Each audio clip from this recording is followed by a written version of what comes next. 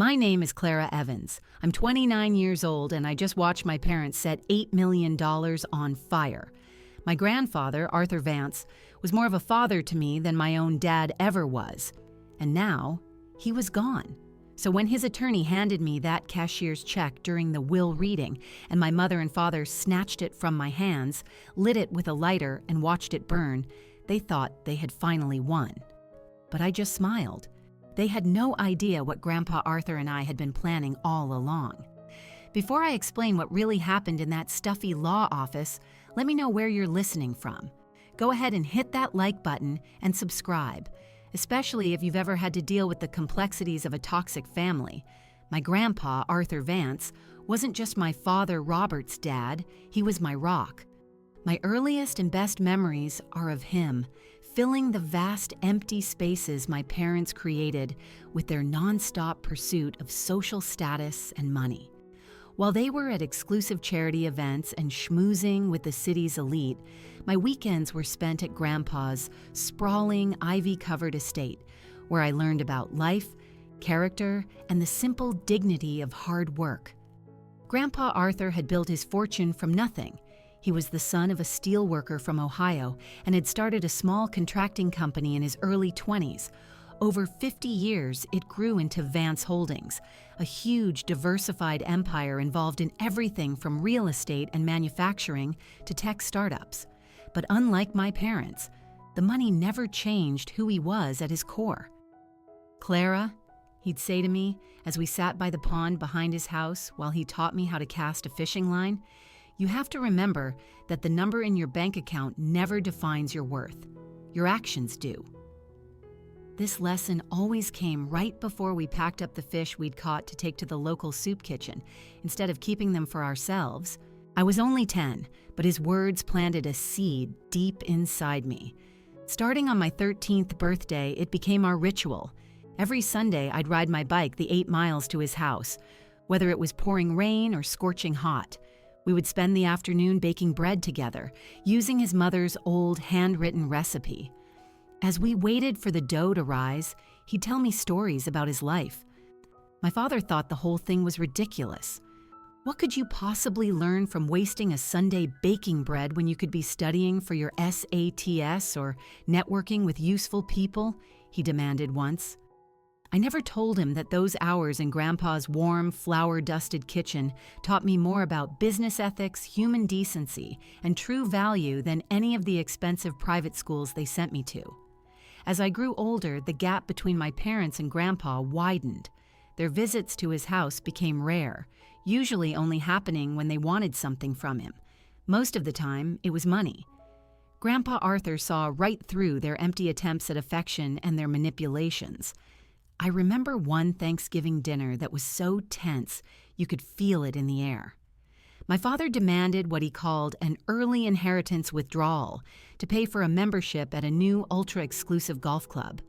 Grandpa refused, calmly suggesting he earn the membership fee himself. "You've forgotten what it means to work for something, Robert," Grandpa said, his voice quiet but firm. "And that, I'm afraid, is my greatest failure as a father." The dining room went completely silent. My mother, Evelyn, clutched her pearl necklace as if she was having a heart attack, and my father stormed out. I was the one who stayed behind, helping Grandpa clear the table after they left. We didn't talk about what happened, but I felt something change between us that night. After that, Grandpa started sharing more about his business with me, not just telling me things, but asking for my opinions, teaching me the reasoning behind his major decisions. When I graduated from college, I delivered the ultimate disappointment to my parents by becoming a 4th-grade teacher instead of going to law school or getting an MBA as they had insisted. The modest salary I earned at Oakwood Elementary made my father practically disown me.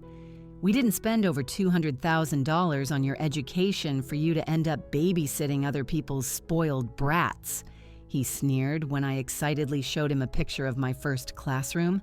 But Grandpa Arthur? He showed up on my very first day of school with a beautifully handcrafted wooden box filled with 30 pencil sets, one for each of my students. He didn't just support my life, he celebrated it. When Grandpa turned 85, his strong health finally began to decline. I moved into the small guest house on his property to help care for him, despite my parents' loud protests that I was nothing but a gold digger.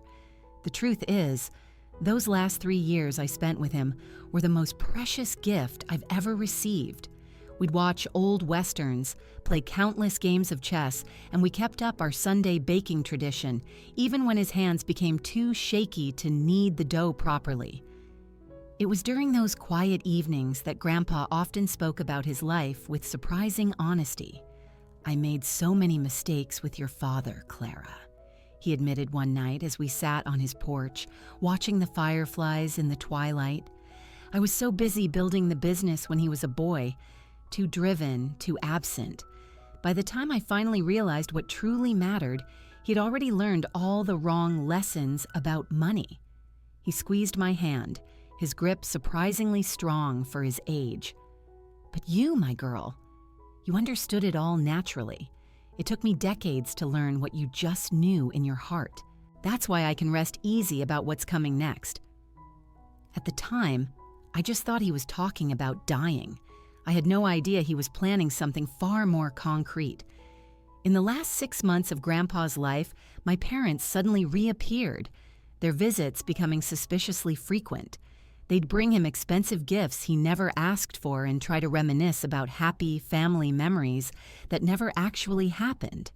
Grandpa would play along with a polite smile, but as soon as they left, he'd roll his eyes at me. "Vultures circling," he'd mutter, not with anger, but as a simple statement of fact.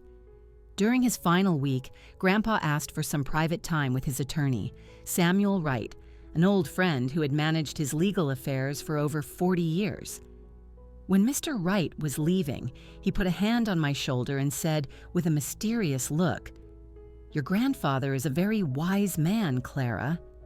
Remember that in the difficult days ahead." 3 weeks before the will reading, Grandpa Arthur passed away peacefully in his sleep. I was holding his hand. I called my parents, and they arrived 2 hours later. While I sat by his bedside, numb and lost in grief, they immediately started walking through the house, taking inventory of his things. When my mother, Evelyn, whispered that they should probably check his safe for the good jewelry before the help gets any ideas, I finally broke my silence and asked them to leave. The gap between us had never felt so wide. As I mourned the man who taught me how to fish and bake bread and see my own worth, they were busy calculating their inheritance. Looking back, I suppose I should have seen what was coming. But grief has a way of blurring everything.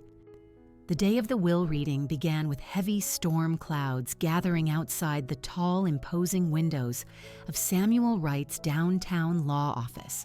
The conference room slowly filled with relatives I barely recognized, distant cousins and obscure family members who only seemed to appear now that Arthur Vance's large fortune was about to be divided. My parents, of course, arrived last.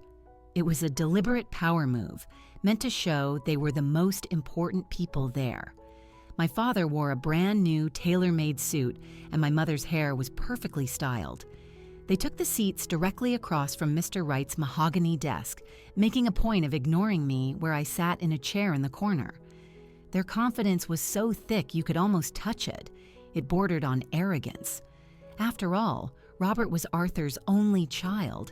In their minds, the vast majority of the estate was already theirs. Samuel Wright, a distinguished man in his 70s with a full head of silver hair and classic wire-rimmed glasses, watched their dramatic entrance with a calm, unreadable expression. He'd seen too many family dramas play out in this room to be impressed. He gave them a polite nod as they settled in, then cleared his throat to begin. "Thank you all for being here today," he started, his voice steady and professional. "As the executor of Arthur Vance's estate, it is my duty to distribute his assets according to his final wishes. Arthur was very specific about his desires, having revised this will just 6 months ago, with a sound mind and in full legal capacity." My father shifted in his seat, impatiently glancing at his Rolex. My mother's polite smile was frozen on her face, but her eyes were sharp and calculating. Mr. Wright started with the smaller bequests: $10,000 to Maria, Grandpa's longtime housekeeper, $25,000 to his gardener Franklin, who had cared for the property for nearly 3 decades, and large donations to various charities Grandpa had supported over the years. With every announcement, my parents' expressions soured a little more. Every dollar that went to someone else was one less dollar for them. To my niece, Abigail Wilson, I leave my summer cabin in Vermont and $100,000, Mr. Wright continued, nodding towards a cousin I vaguely remembered from childhood. To St. Jude Children's Hospital, I leave $5 million for the establishment of a new research wing in memory of my late wife, Margaret. My mother let out an audible gasp. $5 million. Even to them, that was a shocking amount. My father's jaw tightened, but he kept his composure, still clearly confident that the main assets, the business, the properties, the investment portfolios, would all be coming to him. The remaining bequests concern the primary assets of Arthur Vance, Mr. Wright announced, adjusting his glasses. The room fell silent. Regarding Vance Holdings and all its associated business interests, real estate portfolios, stock investments, and liquid assets currently held in the Vance Family Trust. My father leaned forward, almost unconsciously, practically drooling. These assets, with a current market valuation of approximately $65 million, are to be distributed as follows. Mr. Wright paused, taking a deliberate sip of water. I could feel my own heart pounding, not from anticipation, but from knowing the explosion that was about to happen. To my son, Robert Evans, and his wife Evelyn, I leave the sum of $100,000 and my collection of fishing equipment, which Robert never learned to appreciate. The silence that followed was absolute. It felt like a physical weight in the room. My father's face went from pale to a deep, blotchy red. My mother's mouth opened and closed, but no sound came out, like a fish gasping for air. Before either of them could pull themselves together, Mr. Wright pressed on. To my beloved granddaughter, Clara Evans, who understood the true value of family and showed me kindness without any expectation of reward, I leave the sum of $8 million to be delivered immediately by cashier's check. Mr. Wright reached into a folder and pulled out an official bank check. My name was printed on it in bold, clear letters. The amount, $8 million, seemed completely surreal, the zeros blurring together. Additionally, Mr. Wright continued, but he was cut off as my father shot to his feet, his chair scraping violently against the hardwood floor. "This is an outrage," he bellowed, his face twisted in a mask of pure fury. "She manipulated him." He was old and vulnerable. This will is a complete fraud. Mr. Wright remained perfectly calm. "Robert, I personally witnessed Arthur's mental competency. He was of perfectly sound mind and—" "Liar!" my mother shrieked, jumping up to join him. "She turned him against us. His own son." The room erupted in whispers and murmurs as the other relatives processed the shocking turn of events. Mr. Wright tried to restore order, but my parents were beyond reason. As he walked toward me with the check in his hand, my father lunged across the room with surprising speed. "You ungrateful little snake," he snarled, ripping the check from my hands before I could even react. "You think you can just steal what rightfully belongs to us?"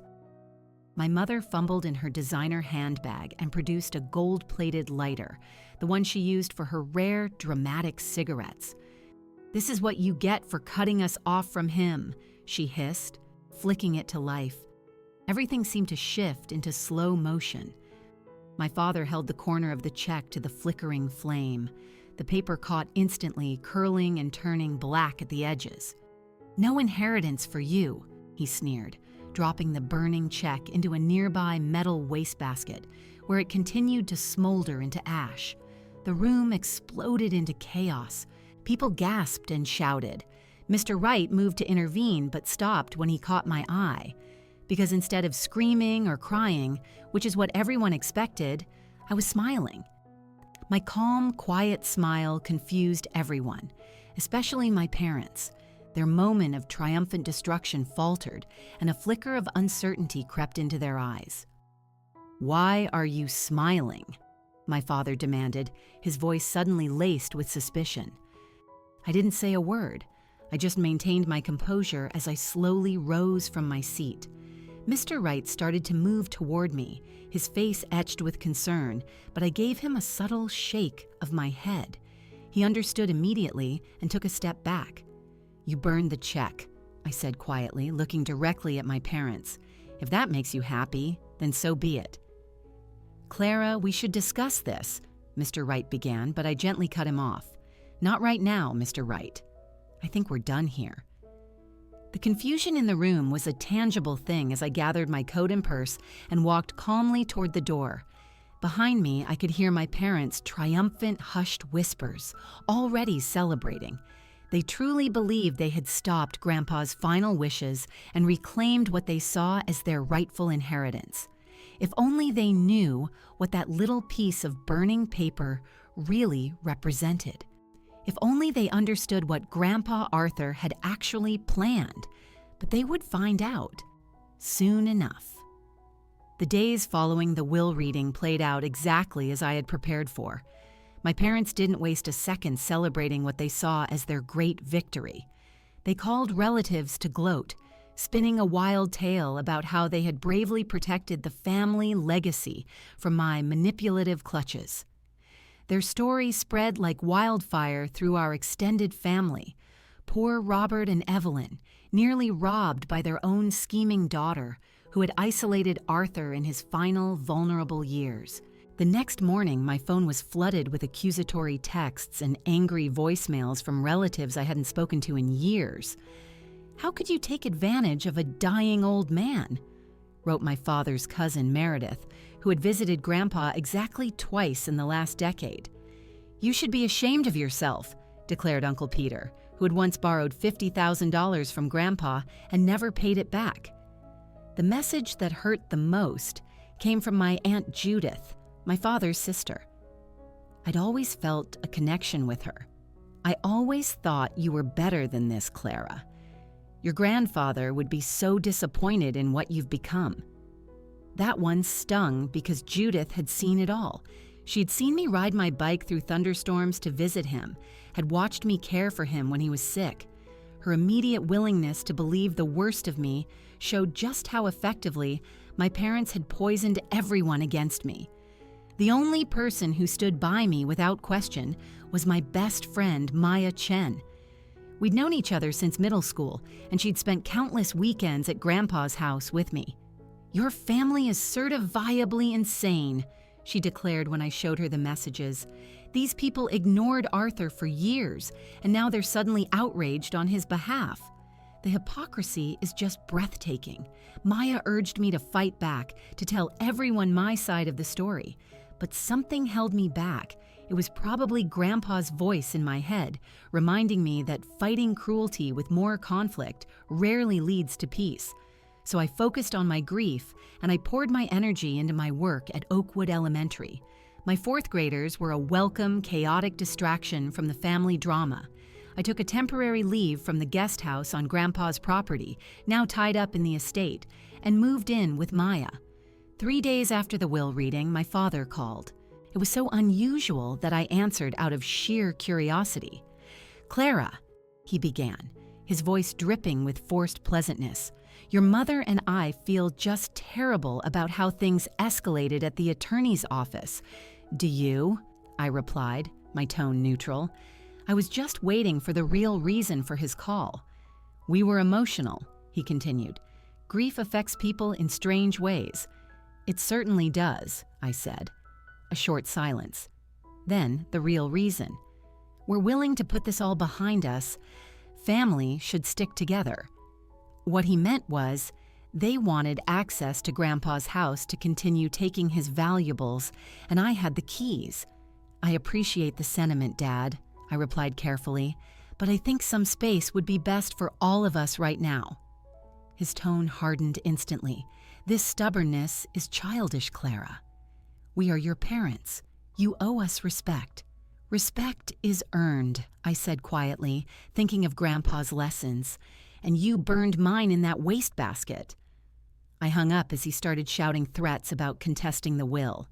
That night, I made the decision to block my parents' numbers and the numbers of every relative who had sent a hateful message. The immediate sense of relief that washed over me was all the confirmation I needed. The following weeks were a campaign of escalating pressure. My parents started showing up unannounced at Oakwood Elementary, forcing me to involve the school administration. They left accusatory notes on my car and tried to ambush me at the grocery store. "We just want what your grandfather would have wanted," my mother insisted during one confrontation outside my classroom. "Why are you being so difficult?" The campaign went digital. My mother started posting vague but pointed statuses on social media about elder abuse and family betrayal. Old family friends chose sides, and most of them sided with my parents, who had always been masters of social manipulation. About a month after the will reading, I had lost 15 pounds from stress and was barely sleeping. The emotional weight of being cast as the villain by my entire family was bringing up old wounds I thought had healed. But through it all, I kept my silence about what really happened in that office. Part of it was dignity, but another part of me just trusted Grandpa's plan, whatever it was. He had taught me that a person's true character always reveals itself in time, and I was watching that lesson unfold in spectacular, painful detail. Meanwhile, my parents were flaunting their victory. They began making renovations to Grandpa's house without any legal authority, hosting lavish parties for their friends, and even gave an interview to the local paper about their plans to continue the Vance legacy. 6 weeks after the will reading, I received an unexpected phone call from Samuel Wright. "Clara," he said, his voice low and serious, "I believe it's time we continued our discussion. Could you come to my office tomorrow morning at 9? Use the service entrance if you don't mind." His tone told me everything. Something big was about to happen. "I'll be there, Mr. Wright," I promised. Just before he hung up, he added, "And Clara? You might want to make sure you're not followed." The next morning, I left my apartment at the crack of dawn, taking a ridiculously complicated route to his office. When I arrived, Mr. Wright himself opened the service door. "Thank you for your discretion," he said, leading me through back hallways into a small, secure room I'd never seen before. He sat me down at a small table. "Clara, what I'm about to share with you was arranged by your grandfather, with very specific timing instructions. He was a man who understood human nature and planned for it." He opened a thick folder stamped "Confidential." "The check your parents destroyed," he began, "was, in fact, completely symbolic." My breath caught in my throat. Symbolic?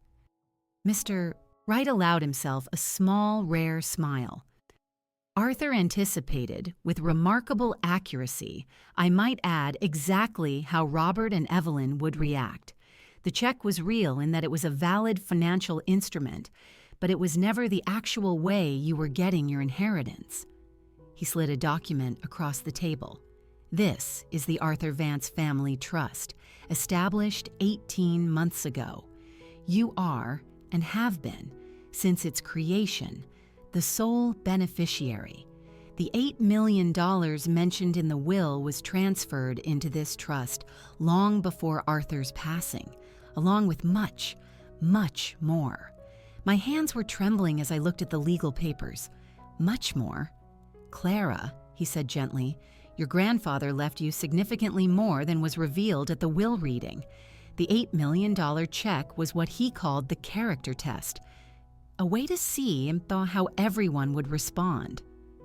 He handed me another document, this one detailing the full extent of my inheritance. The numbers were dizzying. $65 million in total assets, Mr. Wright explained, including a controlling interest in Vance Holdings, the main residence, all commercial properties, and the investment portfolios. Everything. I struggled to process it. But why? Why the drama? Your grandfather wanted to protect you, he said, from the burden of sudden wealth, without first seeing clearly who might try to exploit you for it. He believed character reveals itself in a crisis. He wanted you to see beyond any doubt who in your life stood by you for you alone. A memory surfaced, Grandpa and me on his porch swing. "The most valuable gift I can give you, Clara," he had said, "is the ability to tell the difference between those who love you and those who love what you can give them." I finally understood. "There's more," Mr. Wright said, interrupting my thoughts. He handed me an envelope sealed with Grandpa's wax monogram. "He left this letter for you, to be opened 6 weeks after the will reading." I carefully broke the seal and unfolded the pages written in his familiar, shaky handwriting. "My dearest Clara," it began. "If you are reading this, then I have passed on. My will has been read, and Sam has determined it is safe to reveal the full truth. I suspect that by now you have witnessed the true nature of your parents' feelings for you and for me. This saddens me, but it does not surprise me. What you may not know is that 3 years ago, Robert and Evelyn attempted to have me declared mentally incompetent in order to seize control of my assets. The petition failed, but it revealed their intentions with painful clarity. I tell you this not to deepen your pain, but to explain why I felt I had to protect my legacy and you from their influence." The check at the will reading was, as I called it, a character test. Those who celebrated your good fortune passed, those who resented it failed, and those who tried to steal it revealed themselves completely. The trust that now belongs to you is my life's work. Lead with integrity, my Clara. I am so proud of the woman you have become. With eternal love, your Grandpa Arthur. Tears streamed down my face as I finished reading. "He knew," I whispered to Mr. Wright. "He knew exactly what they would do." "He was an exceptional judge of character," Mr. Wright confirmed. "What happens now?" I asked, my head still spinning. "That, Clara, depends entirely on you. As of this moment, you control Vance Holdings and all its assets." The responsibility felt crushing. I was a 4th-grade teacher, not a CEO. Sensing my panic, Mr. Wright smiled. "Your grandfather anticipated that too. He arranged for a management team to handle day-to-day operations. He had tremendous faith in you, Clara." For the first time since he died, I felt the full weight of his trust. This wasn't just money. It was his legacy. "My parents," I said slowly. "They have no idea, do they?" "None whatsoever," he confirmed. A plan started to form in my mind, not of revenge, but of a reckoning, a need for truth. "Mr. Wright," I said, a new resolve hardening in my voice, "I'm going to need your help with something." The attorney leaned forward, a glint of anticipation in his eyes. "I had a feeling you might. What do you have in mind?" 3 days later, I stood in the grand foyer of Grandpa's house, which was now, legally, my house. I surveyed the changes my parents had made. The antique grandfather clock was gone, replaced by a hideous modern sculpture. The comfortable leather armchairs had been swapped for sharp, angular furniture that looked like it belonged in a museum, not a home. Behind me, my team assembled: Samuel Wright, Sophia Bennett, the newly appointed CFO of Vance Holdings, Maria, Grandpa's housekeeper of 20 years, and 2 discreet security professionals. At precisely 7 o'clock, the doorbell rang. Maria opened it to reveal my parents dressed for a victory party, my father holding a bottle of champagne. "Clara, darling," my mother chirped, her warmth as fake as a $3 bill. She tried to hug me, but I stepped back. "Please come in," I said coolly. "We're in the dining room." They followed me, their eyes darting around, pleased with their redecorating. They froze at the doorway of the dining room when they saw our assembled group. "What is this?" my father demanded, his eyes locking on Mr. Wright. "Please take a seat," I said, gesturing to 2 empty chairs. Reluctantly, they sat. "Robert, Evelyn," I began. 6 weeks ago, you made a choice. You destroyed what you believed was my inheritance. Now, Clara, my father interrupted, that was an emotional— I'm not finished, I said, raising my hand. The shift in power was not lost on him. Your actions that day revealed your true character, exactly as Grandpa intended. I explained the symbolic check and the real trust. My father snatched the documents Mr. Wright slid across the table, his face turning pale. This can't be legal. I'll contest it, he blustered. You'll lose, Mr. Wright stated flatly. We have thoroughly documented psychiatric evaluations confirming Arthur's competence, which he arranged after your attempt to have him declared incompetent 3 years ago. My mother gasped. You knew about that? Grandpa told me everything, I confirmed. I then pulled out my phone. After the will reading, I began recording our interactions. I have evidence of your threats, your harassment, and your own admissions. I pressed play. My father's voice filled the room, boasting about how they'd done me a favor by burning the check. You recorded us? Your own parents, my mother cried. These statements were made in public places, with no expectation of privacy, Mr. Wright interjected. They would be admissible in court, alongside charges of attempted theft and destruction of a financial instrument. The security guards shifted slightly. The color drained from my parents' faces. What do you want? My father finally asked, his voice hollow. I want the truth acknowledged, I said. As of today, I am the legal owner of this house and the controlling shareholder of Vance Holdings. Your renovations stop. Your access to all accounts is terminated. You have 2 choices. Option 1. You contest the trust, spend years in litigation, you will lose and destroy what's left of your reputation. Option 2. You accept Grandpa's decision and you seek therapy to address your patterns of manipulation and emotional abuse. You will make formal apologies to the people you've wronged. If you do this, I will establish a trust that provides you with a reasonable income. We can then begin the long process of rebuilding some kind of relationship on my terms. Your terms? My mother spat. Who do you think you are? I'm Arthur Vance's granddaughter, I replied simply. The silence was deafening. They exchanged a look, a lifetime of scheming passing between them. This discussion is over, my father said, standing abruptly. As they walked to the door, I delivered one final blow. One more thing. Grandpa did leave you something else. His collection of books on ethical business practices and family psychology. They're boxed up in the library. You can take them on your way out. The look of stunned humiliation on their faces gave me no satisfaction, only a deep, profound sadness. They left without another word, the champagne bottle abandoned on the table, a symbol of their shattered expectations. The hard part was just beginning. Living up to the faith Grandpa had placed in me. The 2 years that followed were a whirlwind of change. My first decision shocked everyone. I continued teaching at Oakwood Elementary, though I shifted to a part-time curriculum specialist role. My work with children kept me grounded. At Vance Holdings, I canceled my parents' destructive development plans and instead partnered with community leaders to create affordable housing renovations that preserved the historic character of a neighborhood they had planned to bulldoze.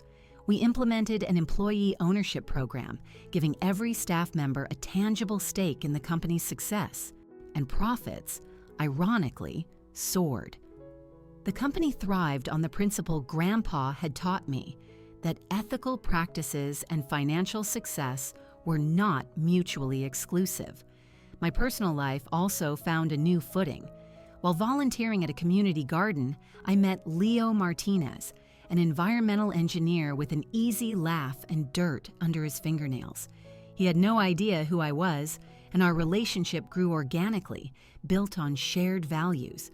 When he finally proposed a year later, it was with a simple, handmade ring. I'm not asking to share your fortune, he said. I'm asking to share your journey. We were married in Grandpa's garden, a small ceremony with only those who had proven their love and loyalty. Mr. Wright walked me down the aisle. And my parents? After 18 months of hostility, their funds dwindling and their social circle shrinking, they hit a breaking point. They finally accepted my terms. The therapy was a long, arduous process, but slowly cracks appeared in their decades-old armor of denial. We began having monthly, facilitated dinners. They were awkward and tentative, but for the first time, they were honest. My father discovered a new sense of purpose, mentoring young entrepreneurs through our foundation. My mother, to her own astonishment, found fulfillment volunteering at a women's shelter. We would never be a perfect family, but we were building something new, something based on respect rather than obligation. I established a tradition of writing annual letters to Grandpa. In them, I would update him on the stewardship of his legacy. "Dear Grandpa," I wrote on the 2-year anniversary, "2 years have passed since you orchestrated the greatest lesson of my life with that burning check.